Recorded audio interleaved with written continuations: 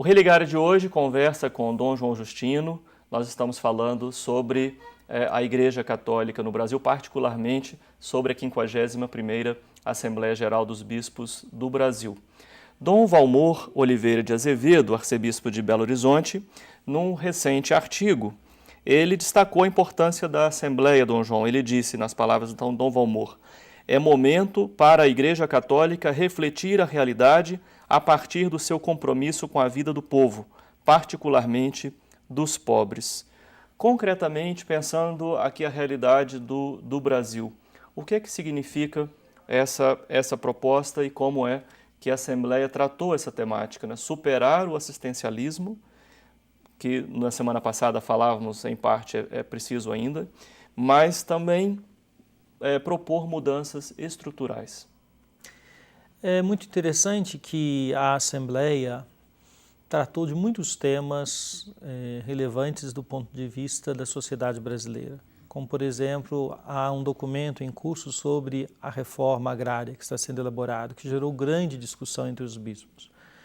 Também a questão das quilombolas, dos afrodescendentes, da questão da seca do Nordeste. Houve uma mensagem, inclusive, para aquela região mais atingida pela atual seca. Se tratou do tema da energia nuclear. Enfim, diversos temas que são voltados diretamente para a questão da sociedade brasileira no momento.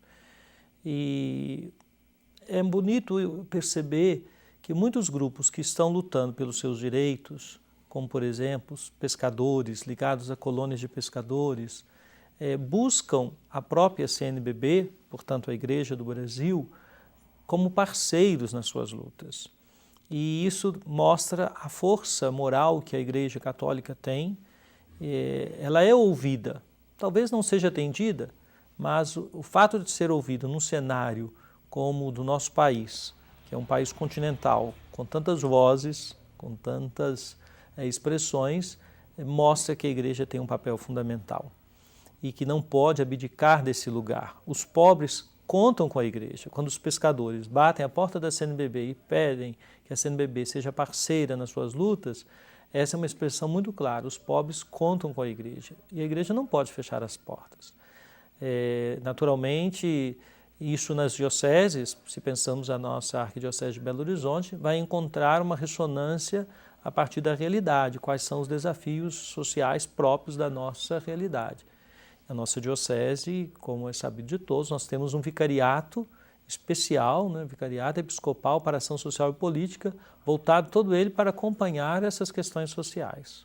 É a Igreja, como disse Dom Valmor, comprometida com a vida do povo, especialmente com a vida dos mais pobres. Entre esses temas, me recordo a manifestação da CNBB contra o projeto de emenda constitucional 215, que transfere do Poder Executivo para o Poder Legislativo a tarefa da demarcação, titulação e homologação das terras indígenas. Né?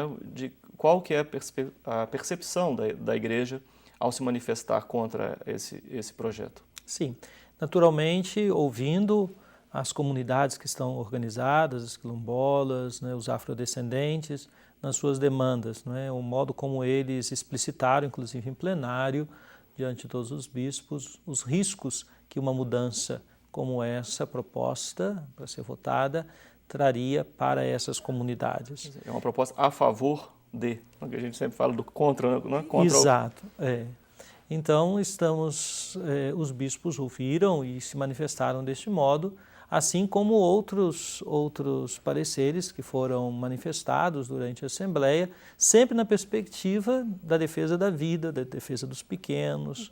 Compreendemos que aí estamos no campo das lutas políticas, das lutas pelos direitos, o que é sempre muito delicado, porque não se trata de uma verdade dogmática, mas se trata de um contexto que exige muita atenção em relação à sua análise e uma tomada de posição que seja evangélica. A Igreja do Brasil tem essa tradição de estar acompanhando as lutas dos pobres, dos pequenos, dos excluídos. Sim. Outro tema tratado foi a comunicação. Nós estamos pensando um diretório para a comunicação. Como é que a Assembleia avalia a situação da comunicação na Igreja Católica? Sim, somente a Conferência Episcopal Italiana tem um documento, um diretório sobre a comunicação. A Igreja como um todo tem uma grande preocupação com essa realidade da comunicação, dos meios de comunicação. E aí não podemos confundir só com os meios, né? Mas com tudo que significa a comunicação. No caso, os meios têm uma importância muito grande e a Igreja se serve desses meios, inclusive, para evangelizar. Temos atualmente, já vamos para quase 50 anos, o Dia Mundial das Comunicações Sociais, celebrado geralmente no domingo da Ascensão do Senhor. A Igreja do Brasil tem uma comissão episcopal pastoral para a comunicação, presidida por Dom Dimas Lara, que é o arcebispo de Campo Grande, já foi secretário-geral da CNBB. Atualmente, essa comissão, que ampliou com a ajuda de especialistas, está trabalhando um diretório da comunicação. E como diz o próprio título deste texto, deste documento, é necessário encontrar linhas, direção, que possam, sobretudo, dar uma identidade à comunicação católica em nosso país. Era desejo da Assembleia poder votar esse documento já agora, mas ele suscitou, o texto apresentado suscitou muitas observações, muitas questões.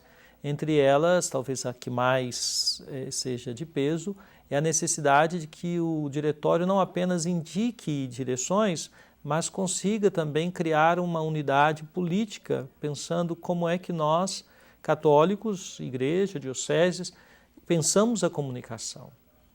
Qual é a política nossa de comunicação? Não basta que algumas dioceses ou algumas congregações tenham os meios de comunicação em mão, mas como comunicamos?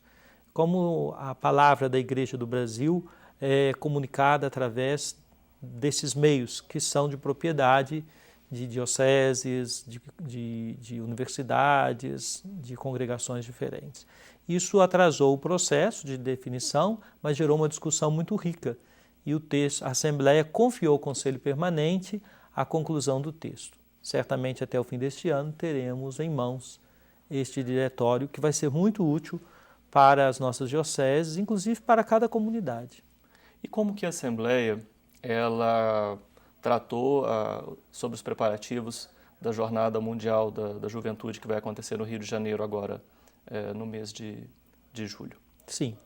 O Comitê de Organização da Jornada, através, sobretudo, do arcebispo do Rio de Janeiro, Dom Orani, teve o espaço de uma sessão inteira para falar da Jornada Mundial, apresentando muitos detalhes da organização, inclusive detalhes que tocam a nós bispos, como vai ser a nossa participação em cada dia da jornada, em cada momento, como temos que nos preparar também para participar, e ainda ofereceu em comum com a Comissão Episcopal para a Juventude detalhes da Semana Missionária, que é um acontecimento muito importante, corresponderia à pré-jornada nas dioceses, e a preocupação que a Comissão Episcopal para a Juventude tem neste momento do pós-jornada. Então já há uma perspectiva, isso foi bem amarrado, no sentido bem apresentado aos bispos, da importância de não se perder a riqueza deste momento, que não é só no Rio de Janeiro, mas em toda a Igreja do Brasil, da mobilização dos nossos jovens. Sim. Então já há toda uma programação pensada para o pós-jornada, para articular bem a presença e atuação dos jovens na vida da Igreja. Sem dúvida, uma expectativa muito grande para esse acontecimento. Há uma expectativa positiva e os bispos manifestam um grande apoio a este evento que tem no Brasil a sua sede e que vai ser a primeira viagem internacional do Papa Francisco. Não é? Estamos todos aguardando, parece que no próximo dia 7 de maio será oficialmente divulgada a presença do Papa, onde ele irá. Sim. Dom João, terminando a nossa entrevista, qual a avaliação que o senhor faz do conjunto da 51ª Assembleia Geral dos Bispos do Brasil? A Assembleia é sempre dias de muito trabalho, gera um pouquinho de cansaço em nós que participamos, mas é também um ambiente muito fraterno, muito orante. As celebrações são muito bonitas, são transmitidas e as pessoas podem acompanhar isso. Outros momentos celebrativos, o retiro que tivemos, pregado por Dom Esmeraldo, arcebispo de Porto Velho, foi muito bonito, muito profundo, os bispos gostaram muito. E uma coisa muito positiva, eu sou membro da comissão do tema central e a nossa insistência e preocupação era que o texto que tínhamos apresentado não fosse votado já na Assembleia, mas pudesse ir às comunidades para recolher contribuições de quem está de fato com os pés e as mãos na realidade paroquial. Nós, os bispos, estamos, mas existe um número muito superior de pessoas, os párocos, os padres, os diáconos, os leigos, tantos que estão nessa realidade que podem contribuir. E, de fato, o passo dado foi esse. O texto vai ser apresentado, como nós dizemos, texto verde, que tem o período até o fim do ano para chegar às comunidades, recolher as contribuições, de modo que o ano próximo, 2014, quando ele chegar na Assembleia, ele chega já com bem maiores chances de ser recebido nas bases. Tá bom. Dom João, muito obrigado pela sua participação aqui Eu no agradeço, Religare. professor Flávio, a oportunidade de participar do Religare. Obrigado. O Religare é um projeto de extensão do Programa de Pós-Graduação em Ciências da Religião da PUC Minas. Para você acessar informações sobre os cursos de especialização e mestrado, rever esta entrevista, ver fotos de bastidores, também saber mais sobre o nosso convidado, você pode acessar a página do programa, que está no endereço pucminas.br/ppgcr. O Religare de hoje fica por aqui. Obrigado pela sua companhia, um abraço muito cordial e até o próximo programa Religare, Conhecimento e Religião.